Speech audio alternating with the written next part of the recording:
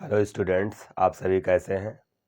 Friends, आज हम लोग क्लास 12th के संबंध के बारे में अध्ययन करेंगे। हमने पिछले वीडियो में आपको कर्मित युग्म पढ़ाया और फिर दो समुच्चयों का हम कैसे निकालते हैं कार्तीय गुणनफल उसको पढ़ाया। तीन समुच्चयों का कैसे निकालते हैं कार्तीय गुणनफल इसके बारे में बताया और हम दो समुच्चयों के कार्तीय गुणनफल का तीर आरेख कैसे बनाते हैं और तीन समुच्चयों का कार्तीय गुणनफल का तीर आरेख कैसे बनाते हैं और दो समुच्चयों के कार्तीय गुणनफल में अवयव की संख्या कैसे निकालते हैं और तीन समुच्चयों के कार्तीय गुणनफल में अवयव की संख्या कैसे निकालते हैं, ये सब बातें हम लोगों ने पिछले वीडियो में अध्ययन कर लिया है। आज हम आपको पढ़ाएंगे क्लास 12 का संबंध।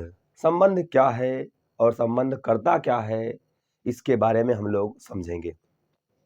संबंध वास्तव में क्या है? संबंध जो है दो वस्तुओं को जोड़ने का काम करता है। संबंध जो होता है दो वस्तुओं को जोड़ने का काम करता है, लेकिन यहाँ पे जो संबंध होगा, जो हम यहाँ पे किताबों में पढ़ेंगे संबंध, यहाँ पे क्या होगा? संबंध जो होगा वो दो समुच्चय के अवयवों को जोड़ने का काम करेगा। वो जोड़ने का काम किसी भी प्रकार से कर सकता है, मतलब दो समुच्चय के अवयव किसी भी प्रकार से जुड़ सकते हैं। वो एक नियम होगा जिससे दो समुच्चय के एलिमेंट बनेंगे। तो यहाँ पे क्या होगा? संबंध जो होगा वो दो समुच्चयों के अवयवों को जोड़ने का काम करेगा। अभी हम लोग संबंध थोड़ा सा समझते हैं कि 11th का रिलेशन संबंध क्या था, 11th में संबंध क्या था।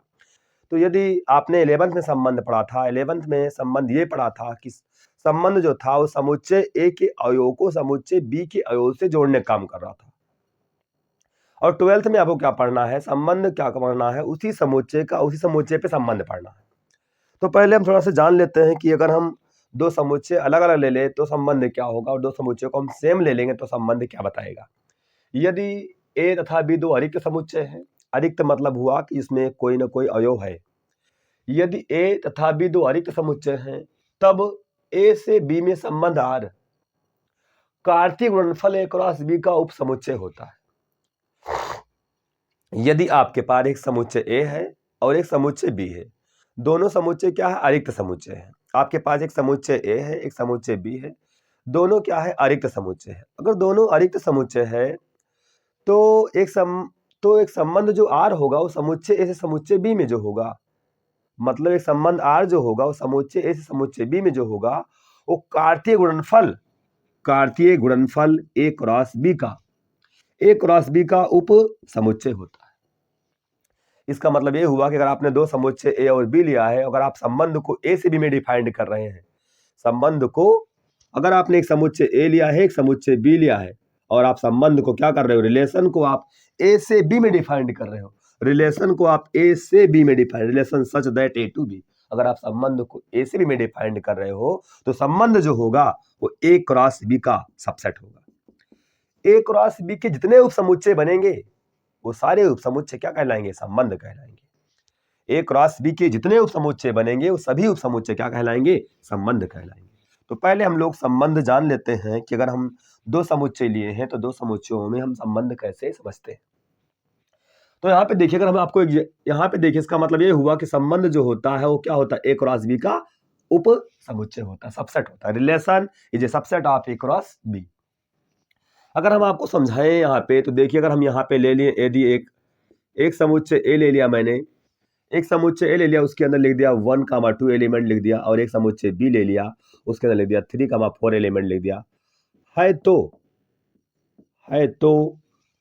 हम क्या निकालते हैं? तो हम निकाल रहे हैं संबंधों की कुल संख्या। संबंधों की कुल संख्या, हम संबंध पता करते हैं कि हम संबंध कैसे निकालेंगे। यदि हमारे पास एक समुच्चय ए है, एक समुच्चय बी है, तो पहले हम क्या निकाल लें? इसका कार्तीय गुणनफल निकाल लें, ए क्रॉस बी निकाल लें। हम क्या निकाल लें? ए क्रॉस बी। अगर हम ए क्रॉस बी निकालेंगे तो आपको पढ़ाया गया था ए क्रॉस बी क्या होता है। समुच्चय के अंदर ए के अंदर 1,2 एलिमेंट है, क्रॉस समुच्चय बी के अंदर क्या है? 3,4 एलिमेंट। अगर आप ए क्रॉस बी निकाल रहे हैं तो समुच्चय ए के अवयव को प्रथम घटक, समुच्चय बी के अवयव को द्वितीय घटक लेकर बनने वाला सभी कर्मित युग्मों का समुच्चय जो होगा वो क्रॉस बी कहलाएगा। इसका मतलब ये हुआ कि अगर आप यहाँ पे बनाएंगे तो क्या करेगा? 1,3 हो जाएगा, 1,3, और फिर क्या हो जाएगा? 1,4, यहाँ पे हो जाएगा 1,4, फिर क्या होगा? 2,3 हो जाएगा, फिर क्या होगा? 2,4 हो जाएगा। ये क्या है? ए क्रॉस बी निकल गया। अब देखिए ए क्रॉस बी के जितने उपसमुच्चय बनेंगे वो सभी उपसमुच्चय क्या कहलाएंगे? संबंध कहलाएंगे। यही परिभाषा है, डिफिनेशन संबंध की यही कह रही है कि संबंध जो होता है ए क्रॉस बी का उप समुच्चय होता है। मतलब ए क्रॉस बी के जितने उपसमुच्चय बनेंगे, संबंध जो आर जो होता है वो ए क्रॉस बी का उपसमुच्चय होता है। अगर आप ए से बी में संबंध की बात कर रहे हैं तो आर जो होगा वो ए क्रॉस बी का उपसमुच्चय होगा। इसका मतलब यह हुआ कि ए क्रॉस बी के जितने उपसमुच्चय बनेंगे, ए क्रॉस बी के जितने भी उपसमुच्चय बनेंगे वो सारे उपसमुच्चय क्या कहलाएंगे? संबंध कहलाएंगे। यहाँ पे संबंध का यह मतलब है। संबंध यहाँ पे क्या कर रहा है? संबंध यहाँ पे समुच्चय ए के अवयव को समुच्चय बी के अवयव से जोड़ने का काम करेगा। वो नियम किसी प्रकार से हम बांधते हो, बाद में बताएंगे अभी आपको। अभी यहाँ पे आप संबंध समझ रहे हैं तो इसका मतलब यहाँ पे जब हमने ए क्रॉस बी निकाल लिया, आपने पढ़ा होगा क्लास 11th में ही कि यदि आपको एक समुच्चय दे दिया जाए 1,2 लिख दिया, अगर आपसे कह दे कि समुच्चय ए से समुच्चय दे दिया, कह दिया आपसे समुच्चय ए से बनने वाले उप समुच्चय निकालिए। समुच्चय ए से बनने वाले अगर आपसे कह दे उप समुच्चय निकालिए, तो समुच्चय ए से बनने वाले उप समुच्चय निकालने के लिए आप क्या करते थे? एक एलिमेंट फाई जो होता है किसी भी समुच्चय का उप समुच्चय होता है। इसके बाद हम एक को अलग कर लेते थे, एक के सारे एलिमेंट इसमें ऊपर से एक क्या है? इसका उप समुच्चय है। फिर दो को अलग कर लेते थे, दो भी इसका क्या उप समुच्चय है। और स्वयं वह समुच्चय भी क्या होता है? उसी समुच्चय का क्या होता है? उप समुच्चय होता है। इसका मतलब यह हुआ कि अगर आपने देखा एक समुच्चय ए दे दिया गया तो आप उससे बनने वाले उप समुच्चय ऐसे निकालते थे। अब हम क्या करेंगे? ये ए क्रॉस बी भी तो एक समुच्चय ही तो है, ए क्रॉस बी भी एक समुच्चय ही है, बस ये कर्मित का समुच्चय है। ए क्रॉस बी जो है वो भी एक समुच्चय ही है, बस अर्थ इतना फर्क है इसमें कि ये कर्मित युग्मों का समुच्चय है, उसमें क्या एलिमेंट एक एक करके थे, लेकिन ये क्या है? कर्मित युग्मों का समुच्चय। अगर ए क्रॉस बी कर्मित युग्मों का समुच्चय है, समुच्चय तो है ना, इसका मतलब यह हुआ कि अगर ए क्रॉस बी कर्मित युग्मों का समुच्चय है तो हम ए क्रॉस बी से बनने वाले उप समुच्चय निकाल लें। ए क्रॉस बी से बनने वाले जितने उप समुच्चय बनेंगे वो सभी उप समुच्चय क्या कहलाएंगे? संबंध कहलाएंगे। अब हम क्या करते हैं? जैसे हमने इसका निकाला है, ए क्रॉस बी में कितना एलिमेंट है? 1 2 3 4। इसका मतलब क्या हुआ? ए क्रॉस बी में 4 एलिमेंट है। अगर ए क्रॉस बी में 4 एलिमेंट है तो इसका मतलब ये हुआ कि ए क्रॉस बी से 2 की पावर 4 2 की पावर 4 मतलब क्या हुआ? 2 की पावर 4 का मतलब होगा 16 संबंध बनेंगे। तो इसका मतलब ये हुआ कि हमें क्या निकाल ले? ए क्रॉस बी से बनने वाले उप समुच्चय निकाले। ए क्रॉस बी से बनने वाले उप समुच्चय, अगर हम ए क्रॉस बी से बनने वाले उप समुच्चय की बात करें तो ए क्रॉस बी से बनने वाला उप समुच्चय जो निकल कर आएगा वो क्या निकल कर आएगा? आपको बताया गया है। सबसे पहला एलिमेंट जो होगा वो क्या होगा? फाई हो जाएगा। पहला फाई हो गया। दूसरा इसको सब ऑर्डर पेयर को अलग अलग कर लो, 1,3 हो गया। तीसरा हो गया 1,4 हो गया। और फिर चौथा ये कौन? चौथा हो जाएगा कितना? 2,3 हो जाएगा। फिर कौन? 2,4 हो जाएगा सेट के अंदर। और फिर हम दो को अलग कर ले, मतलब क्या हुआ? ऐसे 1,3 और कौन? 1,4। फिर कौन? 1,4 कामा कितना? 2,3 हो गया। इसके सारे एलिमेंट इसमें उपस्थित थे, इसके सारे एलिमेंट इसमें उपस्थित थे। इसके बाद फिर हम बात कर लें 2,3 कामा लगा दिया तो कितना? 2,4 इसको इसके साथ मिला लिया, इसको इसके साथ मिला लिया, इसको इसके साथ मिला लिया। अब देखिए इसको इसके साथ मिला लें, इसको इसके साथ मिला लें, कोई छूटने ना पाए भाई। अगर आप इसको इसके साथ मिलाएंगे मतलब 1,3 हो गया और 2,3 कर लीजिए आप। 1,3 और 2,3 ये भी एक क्या बना? 16 बनेंगे। 1 2 3 4 हो गया, और ये 5 हो गया, ये हो गया 6, ये हो गया 7, ये हो गया 8, ये हो गया 9। ठीक है, अभी 7 और बनेगा। फिर क्या करिए आप? 1,3 को 2,4 के साथ कर लिए, 2,4 के साथ 2,4 के साथ। फिर देखिए 1,4 को 2,4 के साथ कर लीजिए। 1,4 को किसके साथ? 2,4 के साथ कर लीजिए। अगर आप 1,4 को 2,4 के साथ कर लेंगे, 2,4 के साथ। अब देखिए इसके बाद 2,3 को आप कर लीजिए 1,4 के साथ। 2,3 को 1,4 के साथ कर चुके हैं। 1 2 3 4 5 6 7 8 9 10 11। इसके बाद आप 3 कर लीजिए साथ में, 3 को। मतलब क्या हुआ, मतलब इसको 1,3 1,3 1,4 1,4 फिर कौन 2,3, एक ये बन गया। फिर कौन 1,4 1,4 2,3 और कौन 2,4। ठीक है, फिर कर लीजिए इसको साथ में, मतलब इसको आपने इसको साथ में किया, फिर इसको साथ में कर लीजिए। फिर क्या करिए आप, इसको और इसको साथ में कर लीजिए, मतलब कौन 2,4 फिर कौन 2,4 फिर कौन हो गया 2,3 हो गया, फिर कौन हो गया 1,3 हो गया। देखिए 1 2 3 4 5 6 7 8 9 10 11 12 13 14, एक और बनेगा, अभी 2 और बनेगा। ठीक है, एक बनेगा और अगर आप 1,4 को 2,4 1,4 और 2,4 कर लीजिए और कर लीजिए 1,3 तब भी एक बन गया। 1,4 2,4 1,3 कहीं है, 1,4 2,4 और 1,3 कहीं नहीं। ठीक है, इसके बाद स्वयं या समुच्चय भी क्या होगा, स्वयं या समुच्चय भी क्या होगा, इसका उप समुच्चय होगा। इसका मतलब यह होगा 2,3 और कौन 2,4। आपने देखा जो हमने इतना समुच्चय बनाया है, इस सभी समुच्चय के सारे एलिमेंट ए क्रॉस बी में उपस्थित है। अगर इस सभी समुच्चय के सारे एलिमेंट ए क्रॉस बी में उपस्थित है, इसका मतलब ये हुआ कि ये सभी समुच्चय ए क्रॉस बी के क्या है, संबंध है। इसका मतलब ये हुआ कि 16 उप समुच्चय बने हैं। अगर 16 उप समुच्चय बने, इसका मतलब क्या हुआ 16 संबंध भी है, 16 संबंध बने। समझ पाए बात।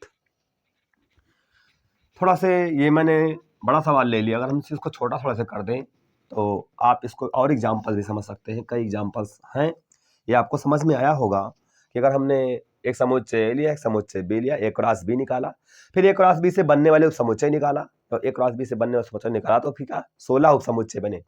जो 16 उप समुच्चय बने हैं, ये 16 उप समुच्चय किसके उप समुच्चय हैं, ए क्रॉस बी के। ये 16 जो उप समुच्चय नहीं, सॉरी 16 जो समुच्चय बने हैं, ये 16 समुच्चय जो हैं वो ए क्रॉस बी के क्या है, उप समुच्चय। अगर ये 16 समुच्चय ए क्रॉस बी के उप समुच्चय हैं, इसका मतलब ये हुआ कि 16वां समुच्चय जो हैं ये सब क्या है, संबंध है। किसके, ए क्रॉस बी से। ए से बी में एक संबंध डिफाइंड है। अब देखिए थोड़ा सा और हम समझ लेते हैं कि और एग्जांपल ले लेते हैं कि यदि हमारे पास सेकंड नंबर एग्जांपल ले लें कि यदि हमारे पास एक समुच्चय ए है, एक समुच्चय के अंदर लिख देता हूँ एक्स और वाई है, एक समुच्चय बी है उसके अंदर लिख देता हूँ सिर्फ 4 एलिमेंट है। तो अब हम क्या निकालते हैं, सबसे पहले निकाल लेते हैं ए क्रॉस बी। हम ए क्रॉस बी निकाल लेते हैं। हम ए से बी में संबंध निकालना चाह रहे हैं, ठीक है, तो हम ए क्रॉस बी निकाल लेते हैं। अगर हम ए क्रॉस बी निकालेंगे तो एक्स करेगा दोस्ती 4 के साथ एक्स 4 हो जाएगा, फिर क्या वाई एक्स करेगा इसके साथ, वाई एक्स नहीं करेगा ना, वाई क्या करेगा 4 के साथ। अब देखिए ए क्रॉस बी में 2 एलिमेंट आया, अब हम क्या करें, ए क्रॉस बी से बनने वाले क्या निकाल ले, ए क्रॉस बी से बनने वाले क्या निकाल ले, ए क्रॉस बी से बनने वाले हम निकाल ले क्या, ए क्रॉस बी से बनने वाले हम निकाल ले उप समुच्चय। अगर हम ए क्रॉस बी से बनने वाले उप समुच्चय निकालेंगे तो पहला वाला क्या होगा, फाई हो जाएगा पहला, दूसरा हो जाएगा x comma y order pair, फिर हो जाएगा कौन वाई का 4 ऑर्डर पेयर। ठीक है, समुच्चय के अंदर फिर क्या हो जाएगा एक्स कामा वाई स्वयं समुच्चय वाई कामा 4। इसका मतलब हमने देखा कि हमने ए क्रॉस बी से बनने वाले हमने 4 उप समुच्चय निकाल लिया। अगर ए क्रॉस बी से बनने वाले हमने 4 उप समुच्चय निकाल लिया, इसका मतलब ये हुआ कि जो चारों समुच्चय हैं, ये जो चारों समुच्चय बने हैं, ये चारों समुच्चय ए क्रॉस बी के क्या उप समुच्चय हैं। अगर चारों समुच्चय ए क्रॉस बी के उप समुच्चय हैं तो ये चारों समुच्चय जो है जानते हो क्या है, ए से बी में क्या है, संबंध भी है। इसका मतलब क्या हुआ, इसके 4 संबंध है, ये भी एक संबंध है, फाई क्या है, एक संबंध है, फाई एक संबंध है, ये वाला भी क्या है, ये भी क्या है, ये भी एक संबंध है, ये भी एक संबंध है। और ये भी क्या है, y, 4 भी क्या है, y, 4 भी क्या है, एक संबंध है, एक संबंध है। और कौन, x, 4, और यहाँ पे क्या है, यहाँ पे है y, 4, y, 4 भी क्या एक संबंध है, संबंध यही होता है यदि आपने दो समुच्चय लिया है और आप a से b में एक संबंध r को डिफाइंड कर रहे हैं। अगर आपने दो समुच्चय a और b लिया है, अगर आप संबंध को a से b में डिफाइंड कर रहे हैं तो संबंध हमेशा जो होगा वो a क्रॉस b का सबसेट रहेगा। a क्रॉस b के जितने उपसमुच्चय बनेंगे, a क्रॉस b के जितने भी उपसमुच्चय बनेंगे वो सारे उपसमुच्चय क्या कहलाएंगे, संबंध कहलाएंगे।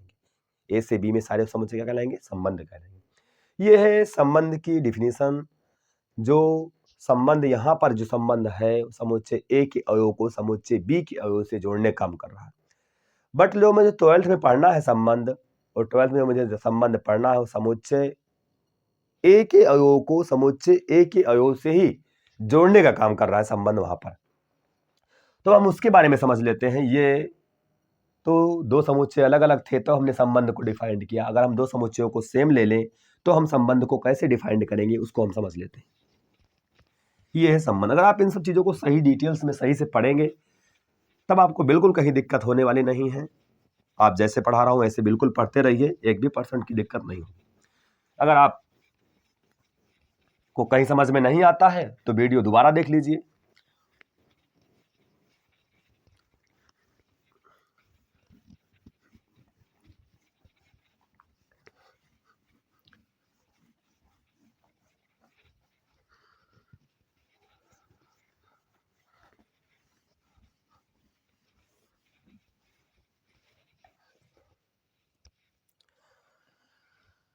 तो हम समझते हैं कि यदि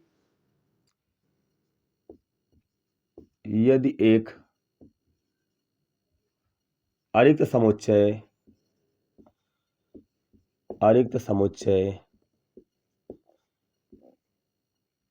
ए है तब, यदि एक अरिक्त समुच्चय ए है तब, यदि एक अरिक्त समुच्चय ए है तब, यदि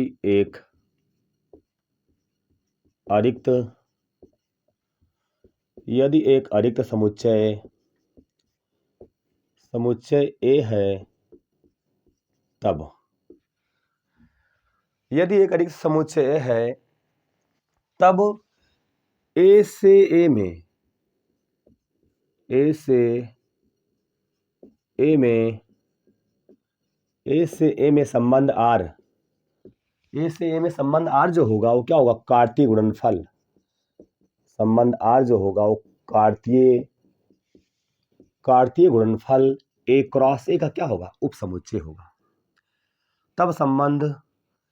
तब ए से ए में संबंध R जो होता है कार्तीय गुणनफल ए क्रॉस ए का उप समुच्चय होता है,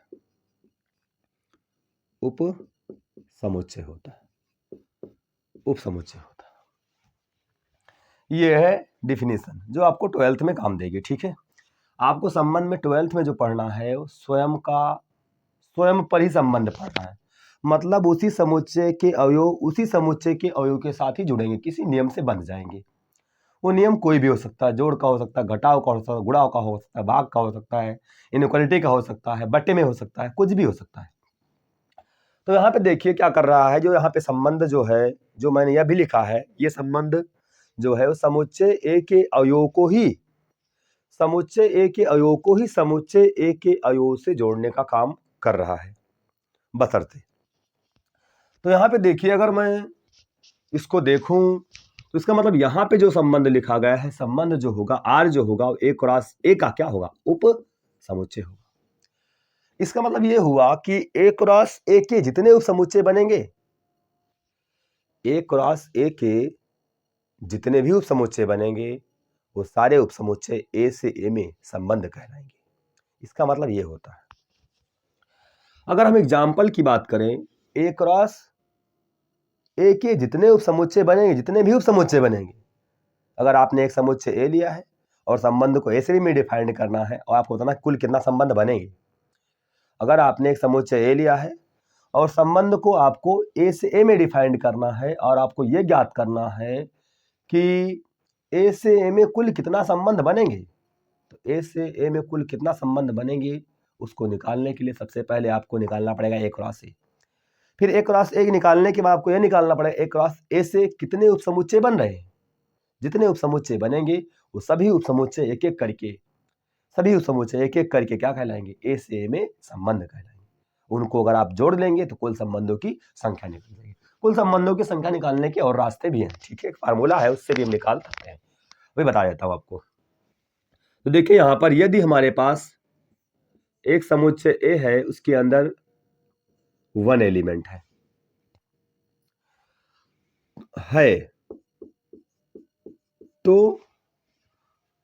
तो हम क्या निकाल रहे हैं, तो हम निकाल रहे हैं कि ए से समुच्चय ए में कुल संबंधों की संख्या हम कैसे निकालेंगे या कुल कितने संबंध बनेंगे, उस पर हम लोग बात कर रहे हैं। तो देखिए पहले हम क्या निकाल लेते हैं, ए क्रॉस ए निकाल लेते हैं। अगर आप ए क्रॉस ए निकालेंगे तो यहाँ पे क्या है, अगर आप ए क्रॉस ए निकालेंगे तो क्या होगा, 1 कमा 1 हो जाएगा। मतलब ये इसमें 1 एलिमेंट है, इसमें भी क्या है 1 एलिमेंट, वही उसी का उसी साथ कर रहे हैं। क्या हो जाएगा यहाँ पर 1 कमा 1 मिल जाएगा। अगर ए क्रॉस ए में एक ही एलिमेंट है, अगर ए क्रॉस ए में एक एलिमेंट है तो ए क्रॉस ए से बनने वाले उपसमुच्चयों की संख्या जो होती है 2 की पावर n होती है। n की प्लेस पे 1 पुट कर देंगे, क्या होगा 2 की पावर n, मतलब क्या होगा 2 उपसमुच्चय बनेंगे इसके। तो हम क्या करेंगे, निकाल लेंगे इसके बाद ए क्रॉस ए से बनने वाले उपसमुच्चय, अगर ए क्रॉस ए से बनने वाले उपसमुच्चय अगर हम निकालेंगे, ए क्रॉस ए से बनने वाले उपसमुच्चय निकालेंगे तो पहला कौन बनेगा फाई, दूसरा कौन बनेगा स्वयं या समुच्चय, ए क्रॉस ए से बनने वाले उपसमुच्चय जो निकल कर आए हैं 2 उपसमुच्चय निकल कर आए, इसका मतलब ये हुआ दोनों ही क्या है संबंध है। इसको हम मान ले अगर फाई, इसको मान ले R1, इसको मान ले R2, ये भी क्या है, ये भी एक संबंध है और ये भी एक संबंध है। अभी हम संबंध के प्रकार में पढ़ेंगे, संबंध कौन सा संबंध है कौन संबंध नहीं है। ये भी एक संबंध है क्योंकि ये क्या है फाई जो है इसका क्या उपसमुच्चय है, इसका मतलब ये क्या संबंध है, किसमें संबंध R1 जो है वो ए से ए में है। इसको मतलब ऐसे अगर संबंध ए से ए में है तो लिखा था relation such that A to A, relation such that from set A to set A, relation such that मतलब रिलेशन सच दैट, इसको हम बोलते हैं R1 such that A to ए पढ़ लेते हैं वैसे, लेकिन अगर वैसे पढ़ना होगा तो इसको पढ़ा जाएगा relation R1 such that from set A to set A, या सेट ए टू इटसेल्फ भी कह सकते हैं, ठीक है, समुच्चय ए से स्वयं पर। तो यहाँ पे देखिए R1 जो है वो एक संबंध है समुच्चय ए से समुच्चय ए पर, और R2 भी क्या है एक संबंध है समुच्चय ए से समुच्चय ए पर, ठीक है, समुच्चय ए से समुच्चय ए पर, ऐसे ही लिखा जाता है, इसको हम ऐसे लिखते हैं, ठीक है। ये बात आपको समझ में आई कि अगर हमें संबंध को ए से बी में डिफाइंड हो तो हम कैसे निकाल पाएंगे, अगर हमें संबंध को ए से बी में डिफाइंड ना होकर अगर संबंध स्वयं से स्वयं समुच्चय पे डिफाइंड हो तो हम संबंध कैसे निकालते हैं, ठीक है। अब हम यही बात कर लेते हैं कि अगर हमें ये निकालना हो तो निकाल ले जाएंगे आप। अब हम बात करने वाले हैं ये कि अगर हमें थोड़ा सा बात करनी ये है कि यदि यहाँ पे कुछ पॉइंट आपको समझनी है कि यदि हमें संबंध में ये सब बातें मिल जाए तो उसको हम क्या पढ़ते हैं और फिर क्या नहीं पढ़ते हैं, कैसे पढ़ा जाता है। यदि एक संबंध R जो हो, यदि R ए से बी में संबंध है, ठीक है, संबंध है, और ए कामा बी बिलोंग कहाँ कर रहा है, ए से ए में संबंध ना पढ़कर ए से में लिख दीजिए, आप ए से बी में नहीं लिखकर ए से ए में लिख दीजिए, आपको इसी से उसी में पढ़ना है, ठीक है। इसलिए हम इसकी बात करते हैं। आपसे ए से बी में आपने 11th में पढ़ा था, ठीक है। तो यहाँ पे देखिए, और ए कामा बी बिलोंग कर रहा है कहाँ, आर में, आर में बिलोंग कर रहा है, आर में है। यदि ए से ए में एक संबंध आर डिफाइंड है, समुच्चय में संबंध आर डिफाइंड है, और ए कामा बी आर में बिलोंग कर रहा है। अगर ए कामा आर में बिलोंग कर रहा है तो इसे ए आर बी लिखा जाता है, ए आर बी लिखा जाता है, ए आर बी लिखा जाता है। अगर ए कामा बी आर में बिलोंग कर रहा है तो इसको हम ऐसे लिखकर ऐसे भी लिख सकते हैं, ऐसे ना लिखकर ऐसे भी लिख सकते हैं। ये लिखिए चाहे लिखिए, एक ही बात है। इसको ए कामा बी अगर आर में बिलोंग कर रहा है तो इसको हम इतना भी लिख सकते हैं, ए आर बी लिखा जाता है। और पढ़ते क्या है, और इसे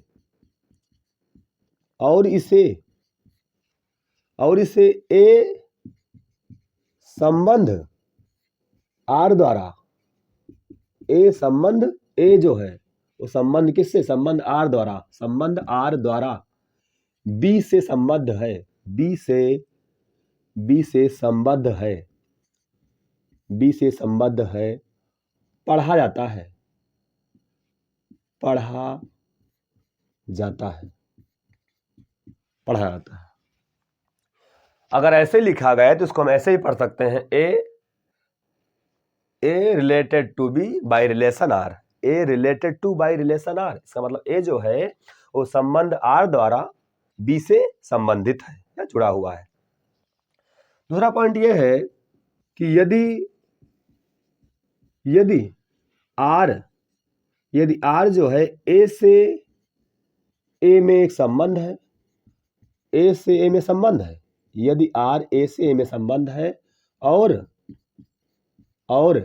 ए comma B does not belong to R, मतलब ए कामा बी आर में बिलोंग नहीं कर रहा है। अगर ए कामा बी आर में बिलोंग नहीं कर रहा है तो इसे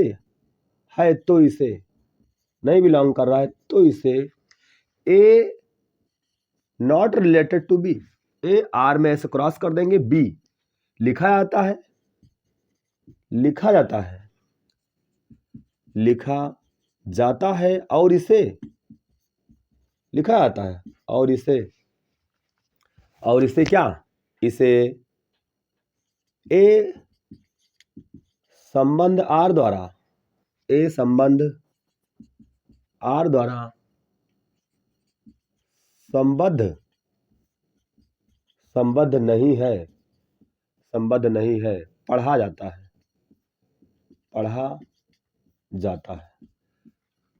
जाता है। ये नोट पॉइंट है, ठीक है।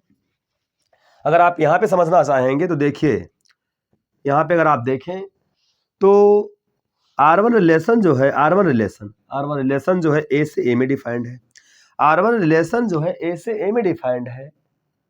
अगर एक समुच्चय ए से बी में डिफाइंड है तो उसको लिखा जाता है relation such that A to B, ऐसे लिखा जाता है। अगर एक संबंध ए से ए में डिफाइंड है आर तो a relation such that A to A लिखा जाता है, ऐसे डिनोट करते हैं।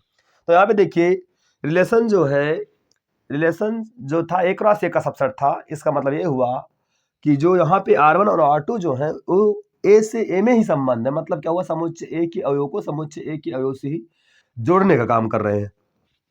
तो अगर हम यहाँ पे बात कर ले, अगर आप देखें 1,1 जो है वो कहाँ, R2 में बिलोंग कर रहा है ना, 1,1 R2 में है, जब रहेगा तभी बिलोंग करेगा। 1,1 ये बिलोंग का, इसको पढ़ते हैं बिलोंग मतलब संबंधित है। 1,1 जो है किसमें, R2 से संबंधित है। अगर नहीं संबंधित होता तो यहाँ डज नॉट बिलोंग, मतलब क्या हुआ, अगर हम 1,2 की बात करें इसमें तो 1,2 डज नॉट बिलोंग टू क्या, R2। 1,2 इसमें बिलोंग नहीं कर रहा है। कहाँ कर रहा है, 1,2 इसमें नहीं है। आपको देखना है क्या 1,2 इसमें है, 1,1 इसमें है, नहीं है। 1,1 इसमें बिलोंग कर रहा है R2 में, लेकिन 1,2 इसमें बिलोंग कर रहा है, नहीं बिलोंग कर रहा है।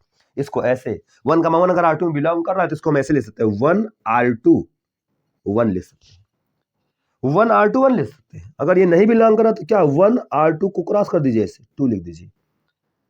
इसको क्या पढ़ेंगे, एक जो है एक जो है R2 संबंध एक जो है संबंध R2 द्वारा एक से संबद्ध है, या one related to one by relation R2। इसको पढ़ सकते हैं one does not related to two by relation R2।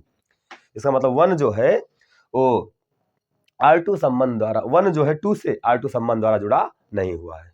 ठीक है, तो ये आपको नोट पॉइंट समझना था। ठीक है, ये आपको समझ में शायद आ गया होगा कि संबंध क्या है, आपने डिटेल्स में समझ लिया। ठीक है, कि संबंध क्या है। हम लोग जानते हैं ये कि हम संबंध का प्रांत कैसे निकालेंगे, संबंध का परिसर कैसे निकालेंगे, और संबंध का हम सहप्रांत क्या होता है, ये सब हम कैसे जानेंगे। इसको जानने से पहले हम एक बात और जान लेते हैं कि हम संबंध का निरूपण जान लेते हैं कि हम संबंध को कैसे निरूपित करते हैं। संबंध का निरूपण जान लेते हैं पहले, तब फिर इसको हम बताते हैं संबंध का प्रांत। संबंध का निरूपण जान लेते हैं।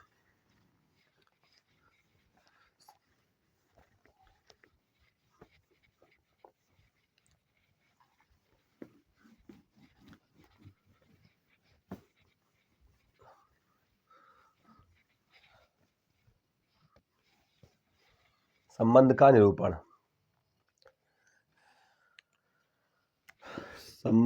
निरूपण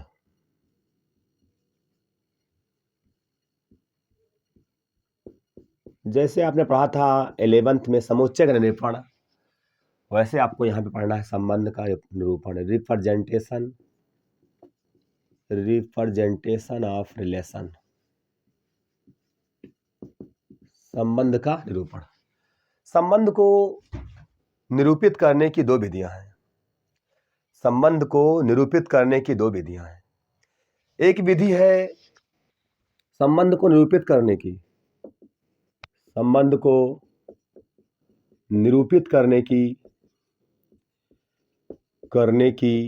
दो विधियां हैं। पहली विधि क्या है?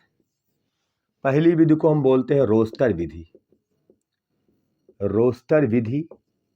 अंग्रेजी में भी इसको बोलते हैं रोस्टर मेथड।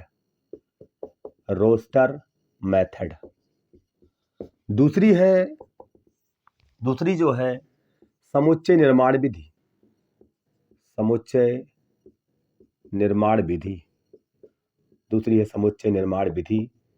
जिसको बोलते हैं अंग्रेजी में सेट बिल्डर फॉर्म। अब हम लोग जानते ये हैं कि हम संबंध का निरूपण कैसे करेंगे, रोस्टर विधि में क्या करेंगे और समुच्चय निर्माण विधि में क्या करेंगे। रोस्टर विधि में क्या होता है, इस विधि में रोस्टर विधि, पहले हम समझ लेते हैं रोस्टर विधि क्या है। रोस्टर मेथड में क्या होता है, इस विधि में संबंध के सभी कर्मित युग्मों को, रोस्टर विधि में संबंध के सभी कर्मित युग्मों को मझले कोष्ठक में लिखकर, मझले कोष्ठक में या मझले ब्रैकेट में या कर्ली ब्रैकेट में लिखकर कर्मित युग्मों को अलग करने के लिए बीच में कामा लगाते हैं। तो जब संबंध को इस प्रकार लिखा जाता है तो संबंध को इस प्रकार लिखने की विधि को हम उस संबंध की रोस्टर विधि कहते हैं। इस विधि में रोस्टर विधि में क्या होता है, रोस्टर विधि में इस विधि में संबंध के सभी कर्मित युग्मों को मझले कोष्ठक में लिखकर कर्मित युग्मों को अलग करने के लिए कामा लगाते हैं। तो संबंध को इस प्रकार लिखने की विधि जो होती है वो रोस्टर विधि कहलाती है। रोस्टर विधि जैसे कैसे, देखिए अगर आप यहाँ पे देखेंगे तो अगर हमने संबंध लिख दिया, संबंध R लिख दिया, उसमें क्या लिखा, सिर्फ ऑर्डर डिपेयर लिख दिया, 1,1 लिख दिया, 1,2 लिख दिया, 1,3 लिख दिया, 1,4 लिख दिया, 5,6 लिख दिया, ऐसे लिख दिया। तो ये जो होगा, यहाँ पे देख रहे हैं आप कि संबंध के अंदर हमने क्या कर दिया है, सभी कर्मित युग्मों को उठा के लिख दिया और बीच में क्या लगा दिया, कामा लगा दिया, मझले कोष्टक में लिखकर बीच में कामा लगा दिया कर्मितुगमों को अलग करने के लिए। जो संबंध इस प्रकार लिखा जाएगा तो संबंध इस प्रकार लिखने को हम बोलते हैं रोस्टर मेथड।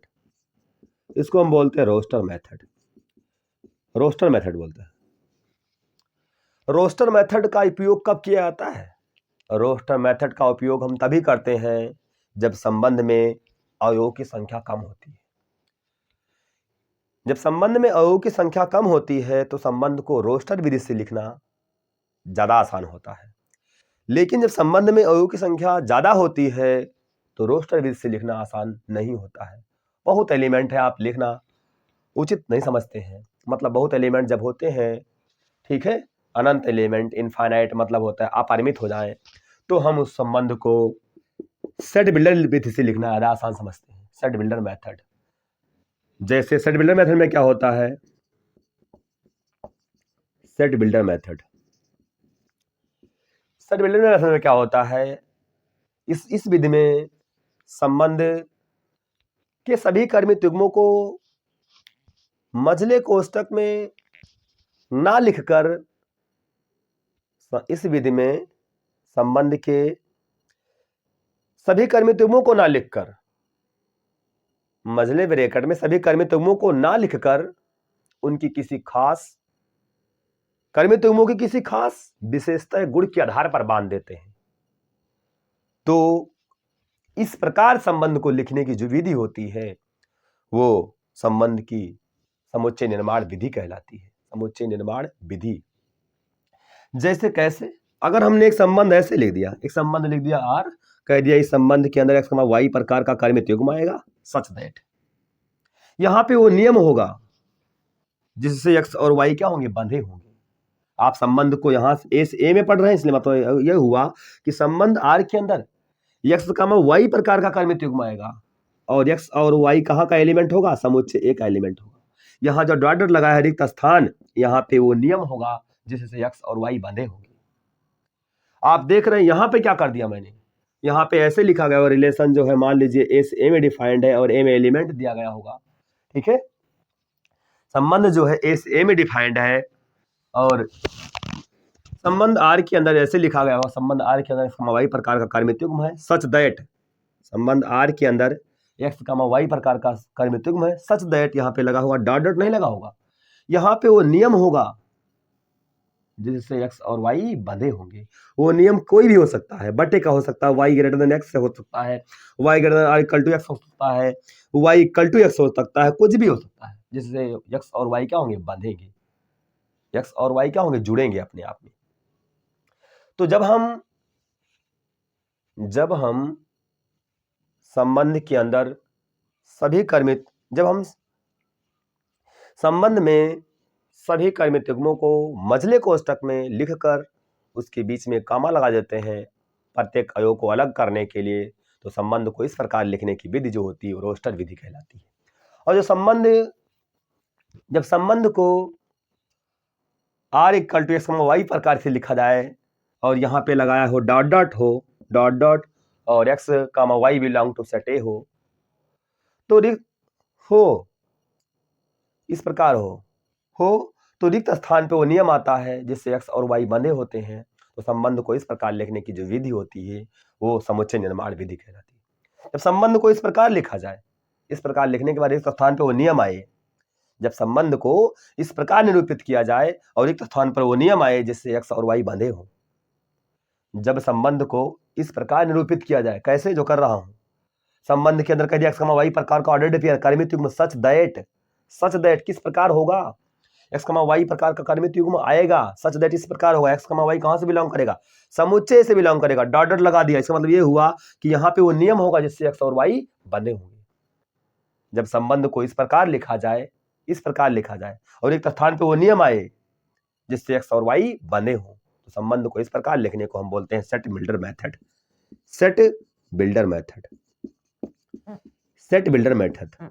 आपको ज्यादातर सवालों में 12th के सेट बिल्डर मेथड ही दिया गया होगा। संबंध में आपको जब स्वातुल्य चेक करना होगा, सम्मित चेक करना होगा, संक्रामक चेक करना होगा, तो सारे सवाल में, अधिकतर सवालों में आपको संबंध का सेट बिल्डर फॉर्म ही दिया गया होगा या सेट बिल्डर मेथड ही दिया गया होगा, ठीक है। रोस्टर मेथड तो आपको बहुत कम सवालों में दिए गए होंगे, क्योंकि वहां पे जो रिलेशन होता है एन से एन में डिफाइंड होता है, आर से आर में डिफाइंड होता है, इसमें अवयव को लिखना बहुत कठिन हो जाता है। इसलिए भाई बहुत एलिमेंट है उसमें, लिखना कठिन हो जाएगा। इसलिए अभी हमने आपको बताया कि जब संबंध में अवयव की संख्या कम होती है तो उसको रोस्टर विधि से लिखना आसान होता है, और जब संबंध में अवयव की संख्या ज्यादा होती है, बहुत ज्यादा होती है, तो उसको सेट बिल्डर मेथड से लिखना आसान होता है। इसीलिए इसका हम यूज करते हैं।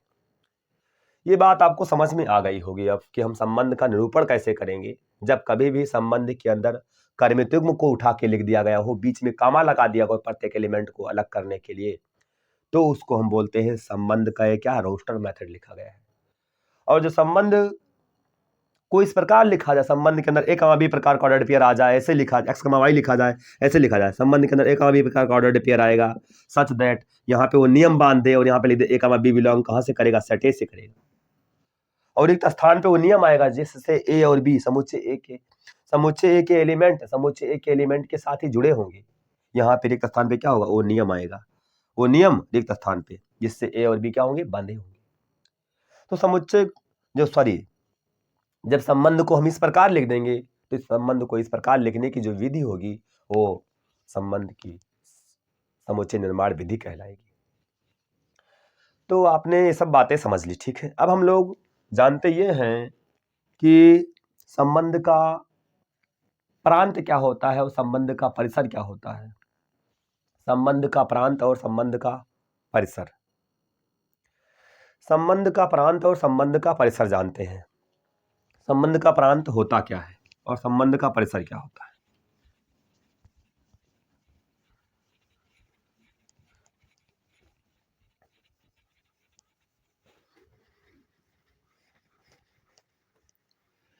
संबंध का प्रांत,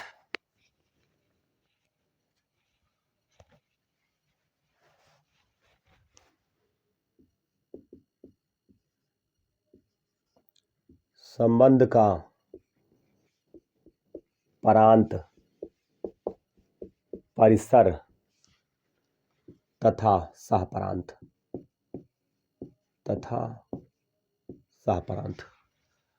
इसको बोलते हैं अंग्रेजी में domain, range and codomain of relation,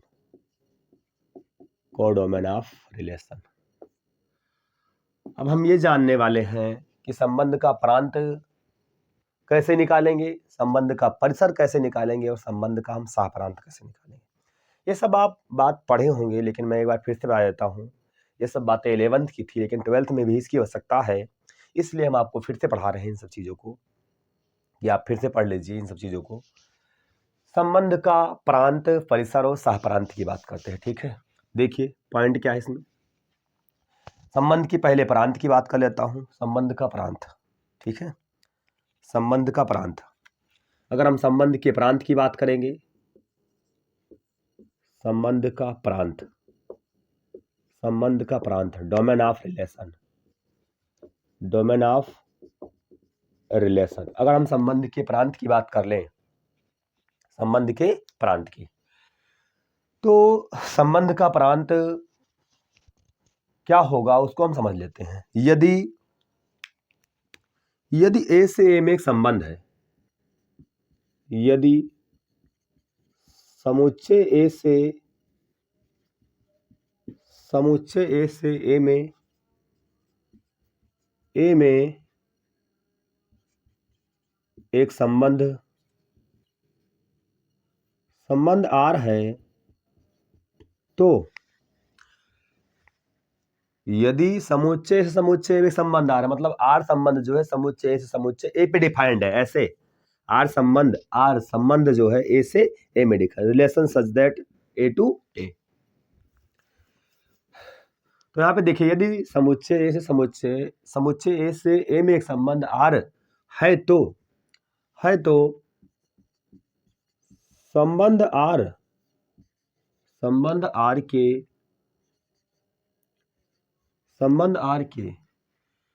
कर्मित युग्मों, संबंध आर के कर्मित युग्मों के कर्मित युग्मों के प्रथम अवयवों का समुच्चय, प्रथम अवयवों का समुच्चय जो होगा, प्रथम अवयवों का समुच्चय जो होगा, समुच्चय, प्रथम अवयव का समुच्चय संबंध R का, संबंध R का परांत कहलाता है, परांत कहलाता है, परांत कहलाता है।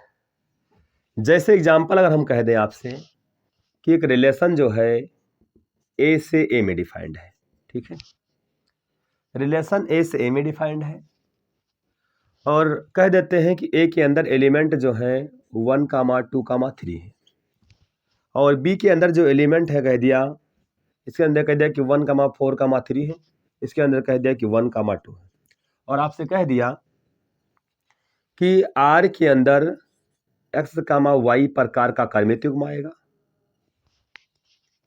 सच दैट, संबंध को डिफाइन कर रहा हूं, सच दैट x जो होगा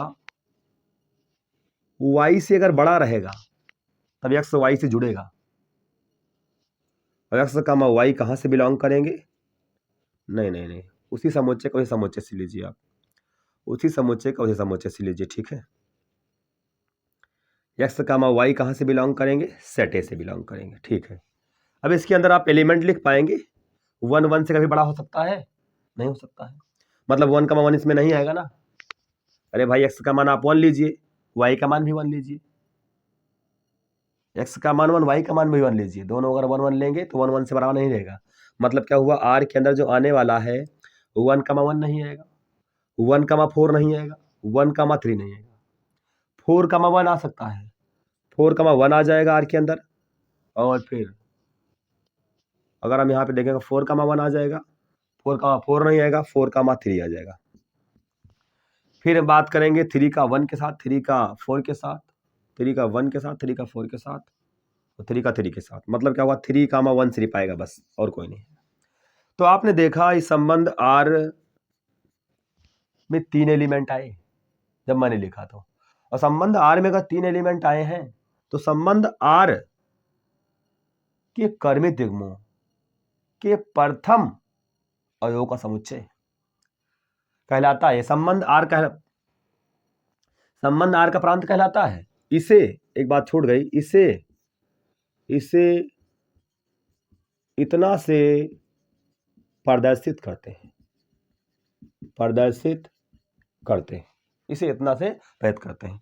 हमने क्या किया, संबंध को ऐसे में डिफाइन कर दिया, संबंध को हमने ए से ए में डिफाइन कर दिया।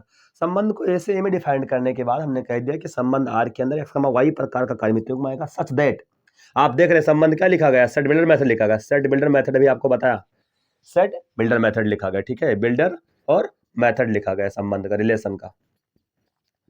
तो यहाँ पे देखिए कि जब हमने R के अंदर एलिमेंट निकाला, इसको रोस्टर मेथड में लिखा, तो आपने देखा इसके अंदर 3 एलिमेंट आया है।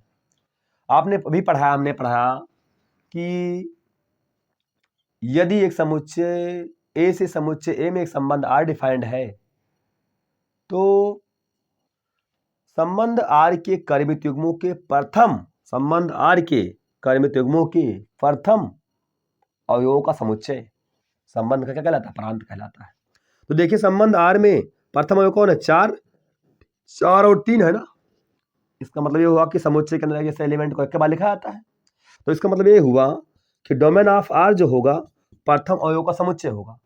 प्रथम अवयव का समुच्चय मतलब ये हुआ कि 4, 4 2 बार आया है, और यहाँ पे क्या है, 3 आया है, प्रथम अवयव यही तो हुआ। इसका मतलब क्या हुआ, 4 एक बार लिखा जाएगा और 3 को एक बार लिखा जाएगा, 3 तो एक ही बार है, ये क्या हो गया, संबंध का प्रांत हो गया, ये संबंध का प्रांत हो गया, इसे हम संबंध का प्रांत कहते हैं। संबंध का प्रांत हम ऐसे ही निकालेंगे, ठीक है। संबंध का प्रांत जो होता है, अगर आपने संबंध को ऐसे में डिफाइंड किया है तो संबंध का जो प्रांत होगा, प्रांत, संबंध का प्रांत जो होता है वो, अगर आपने संबंध को ऐसे में डिफाइंड किया है तो ए का क्या हो जाएगा, सबसेट रहेगा, ए का सबसेट है, बराबर भी हो सकता है, बराबर नहीं भी हो सकते हैं, ठीक है। ये हो गया संबंध का प्रांत। संबंध का प्रांत तो आपको समझ में आ गया होगा, ठीक है, नहीं समझ में आया, संबंध का प्रांत ऐसे ही निकालेंगे हम लोग। संबंध का प्रांत तो निकाल लिया, संबंध का परिसर क्या होता है?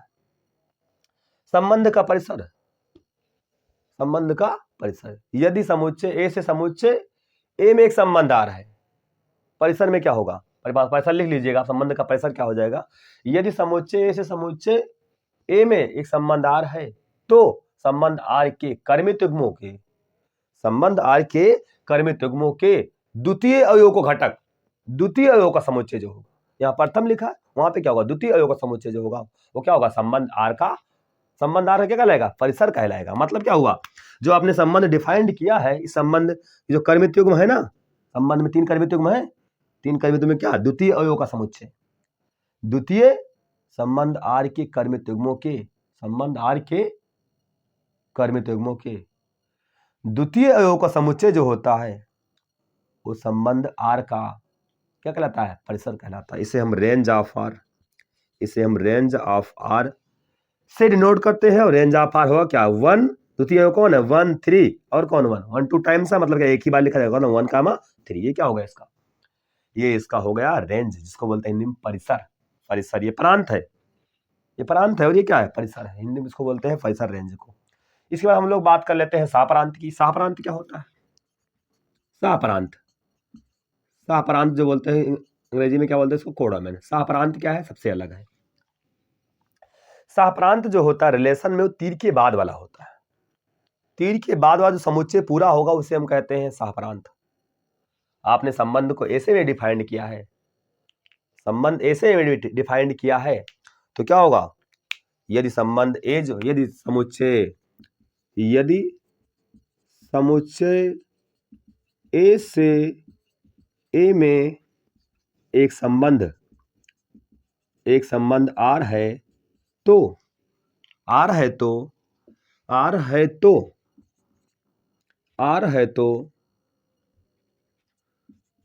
समुच्चय